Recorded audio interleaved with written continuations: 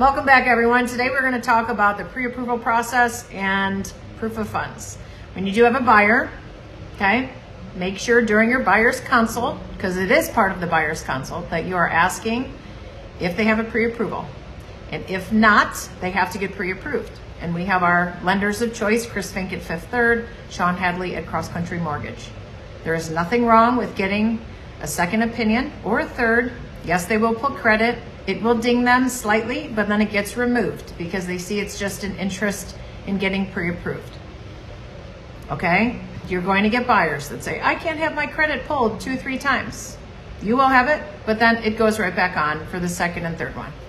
All right? You do need that pre-approval letter to make sure what they are qualified for, so you know how much they can afford in their home. And we don't want to say what you can afford, we say what's in your comfort level. Okay, next, when you get the pre-approval, some banks say pre-qualification on the top when it really is a pre-approval.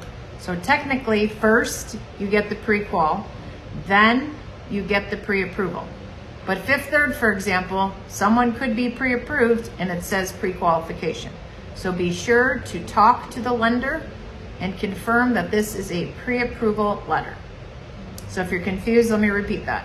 Some banks, Fifth Third specifically, even though it is pre-approval, it'll state pre-qualification. It's just a requirement or a standard that they have at the bank. So make sure that it does, the bank has pre-approved them. Okay, so you want that letter in your email prior to going out shopping. If you find the house today, Mr. and Mrs. Buyer, I'm going to need that pre-approval letter. So please send me a copy in my email so I can keep it on my file. You'll know if they're going to be conventional, if they're going to be FHA, if they're going to be VA, or if they're going to be cash. You won't need a pre-approval letter because they're not getting a loan, they're paying cash. And when you pay cash for a house, you will need proof of funds. So a bank letter statement from their bank, it has to be on bank letterhead. Sometimes I get screenshots of bank accounts and you can cross off the bank account number just to prove that if I bought this $200,000 house, I have $200,000 in the bank. Okay, so you need a pre-approval or you need proof of funds. Proof of funds is for the cash. Sometimes on an expensive home, if a buyer is going to put down 20% of a $500,000 house, 20% of $500,000 is, anyone? 100 grand.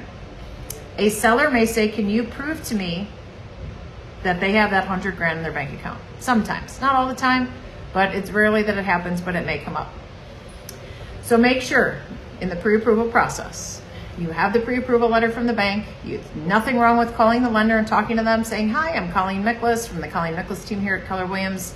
I understand you have approved John and Mary Smith for 123 Main Street. Just want to introduce myself and say hi and confirm that they are getting a conventional loan with 20% down. Because you will need to know the basics of a pre-approval letter and what they are putting down in order to write the offer. Okay? As always, you can text me at 440-479-8766 or email me at colleen.miklas@gmail.com. It's 2 L's, 2 E's, .miklus, not a milk, it's a Miklas, @gmail.com. But that should cover it for the pre-approval process and proof of funds.